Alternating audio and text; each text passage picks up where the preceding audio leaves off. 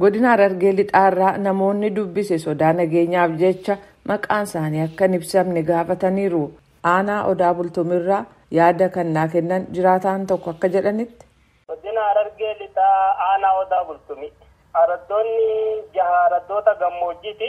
Araddoonni 4 keessattuu haalli jiru hedduu hammaataadha. Namoonni beelawanii hedduu rakkachaa jiran jiru.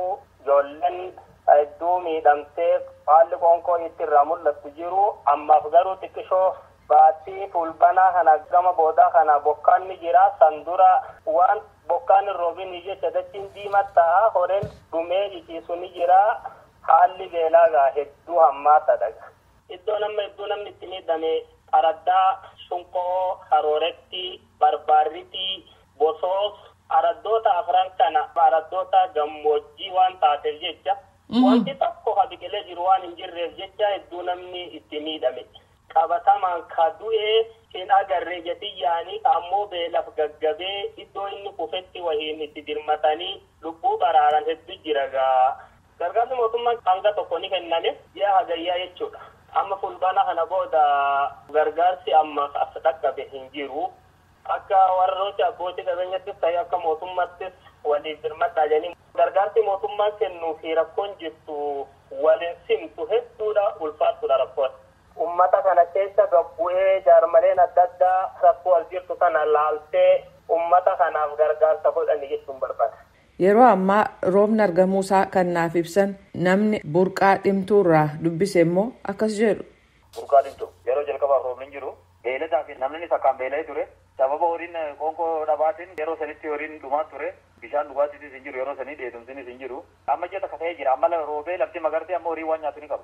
Baatii roobaa ji'a eebla yookiin caamsaan faan ganna ture. Ji'oonni sun akka ta'ee roobni jiru immoo waan danda'u wal gargaaree deeggarsa jalarraa biyya keessaa walii sassaatti walii qabamee sagantaa saltaneetii mootummaan dhiyeessee wajji walii qabameen akkaataa namni walirra fooyyee qabuun amma danda'amu laatamaa ture kun ammoo beelawaa ture naannoo horsiisee bulaati. Namoota muraasa maatii muraasa kabeelee jira san mootummaan karaa saniin sila akkaataa gargaaru. Aga amma midhaan sun ga'utti mootummaan karaa saniin deeggarsa tokko godhuuf baay'ina uummataatiif hongee jiruu fi wantichi qaqqabee waliin madaalu beetti haalaan ulfaataa waan ture hagi sun dandamachiisuu danda'ee jira malee waliin ga'uun dandamee jira jamee qabachuun ni ulfaata.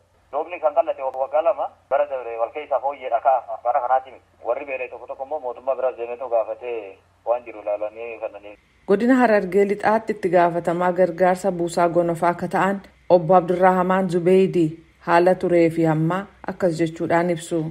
Waa'ee hongee wal qabatee haalli qabatamaa godina Harargee lixaatiin akka waliigalatti aanolee 6 keessatti hongeen bara kana akka malee bal'inaan kan mudate. Amma immoo haala duudhaa aadaa wal gargaarsaa sirna gadaa keenyatiin buusaa gonofaatiin sochii godhamaa tureen NGO'dhaa fi dhaabbilee mootummaa akkasumas abbootii qabeenyaa dhuunfaas dabalatee kan biyya keessaa fi kan biyya alaa jiranis hirmaachisuudhaan sochii bal'aa gaggeeffamaa ture. Hongeen kun haala kanaan dura baratamee hin beekneen akka carraa ta'ee hawaasa gargaaramaa seeftineetidhaa fi emerjensiidhaan kanaan dura karaa idileetiin kan mootummaan gargaaru maatii 700 amma immoo isa saniin alatti emerjensiidhaan gargaarsa battalaatu nu barbaachisa jedhamee baay'ina maatii 600 jechuudha. Isarraa ka'uudhaan deeggarsi garaagaraatis akka mootummaattis taasifamaa turee jira. Roobni amma yeroo isaa eeggatellee roobuu baatu gara torbee 2 ga'ee jira. Roobuu eegalee jira. Walumas fandii of eeggannoo sadarkaa godinaa jiruunis kutaalee hawaasa garaagaraa hirmaachisuudhaan abbootii qabeenyaa hojjetaa mootummaa miindaa isaa parsantaa 100 gadi dhiisuudhaan sanyii yeroo gabaabaatti ga'u bitamee dhiyeessii adda addaa taasifamaa ture.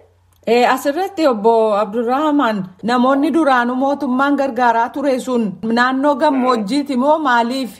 Naannoo gammoojjiiti. Fakkeenyaaf Harargee lixaa aanaa gammoojjii 4 qaba. Tokko aanaa hawwii guddinaati.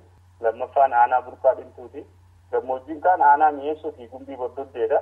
Gumbii boddoddee fi aanaa mi'eessoo aanaa gammoojjii lamaan sadiirratti irra fooyyedha. Aanaalee lamaan gadii kan aanaa burqaa dhimtuuti fi aanaa hawwii guddinaati. Yeroon isaan roobuu fi qabu san roobuu dhabee turee waan roobeef isaan parsantii 100 kan baay'ee haala miidhamee ture. Haa ta'u garuu aanaa Odaa Bultumteessais naannoo gammoojjii kilaastara aanaa ganda 8 kan qabu gama jalaatiin wal daangessu. Isaan sunis warri qilleensi isaanii gara gammoojjiitti walitti aanan sun akkasumatti wal faana miidhamanii jiran jechuudha. Aanuma tokko keessa ta'anii haalli qilleensa isaanii sun wal fakkaatutu jira jechuudha. Egaa miidhaan ga'ee kan beeladaaleeti moo kan namaati moo maal ture? Waliigala akka godina Harargee lixatti gara beelada 50,000 olitti tilmaamam. Adda bahee gabaasas kennamee olirraa dhufamee daawwatamaa ture jira. Naannoo sanitti horsiisee bulaadha. Beelada baay'ee qaban waan ta'eef beeladni kun kiiloomeetira baay'ee deemanii bishaan fayyadamuu nyaata isaaniitis dandamannaa yeroo dadhaban lubbuun isaanii akka duufni saaxilamanii jechuudha. Boolla gadi fagoo naannoo sanitti bishaan jiru sun ammoo bishaan lubbuu namaa fi beeladaa wajjin waan waliin geenyeef lubbuu isaa akka dhumutee jira. Haala qabatamaa godina keenyatti sababa hongeetiin sababa namni waan nyaatee dhugu dhabuutiin lubbuun namaa godina keenya keessatti aanaa kanarratti deemaa jiru. Uummanni immoo gargaarsa ga'aa ta'e argateera mootummaarraa jettanii yaaddu?